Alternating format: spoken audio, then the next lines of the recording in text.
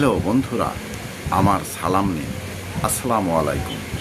আশা করি আপনারা সবাই ভালো আছেন ইনশাল্লাহ, এবং আমার প্রত্যাশাও তাই। সেই সাথে আমার প্রীতি ও শুভেচ্ছা নিন। আজ এ পর্যায়ে যে বিষয়ে কথা বলবো তা হচ্ছে, কোনো মানুষকে উদাহরণের মাধ্যমে যে শিক্ষা দেয়া হয় তা অতি দ্রুত শিক্ষার ক্ষেত্রে বোধগম্য হতে পারে, ধারণার মাধ্যমে তা হতে পারে না। আমরা মৌলিক শিক্ষাকে বেশিরভাগ ক্ষেত্রেই উদাহরণের মাধ্যমে মনে ও মস্তিষ্কে ধারণ করতে পারি। তাই মনে রাখবেন, ধারণা দেওয়ার চাইতে উদাহরণের দান বেশি কার্যকর। এ পর্যায়ে এখানেই রাখছি।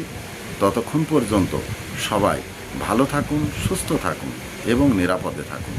শুভকামনা নিরন্তর সবার জন্য সবসময়। ধন্যবাদ ফেসবুক মেটা, ধন্যবাদ সকল বন্ধুসহ সবাইকে। আবার দেখা হবে অন্য কোনো ভিডিওতে। আল্লাহ হাফেজ।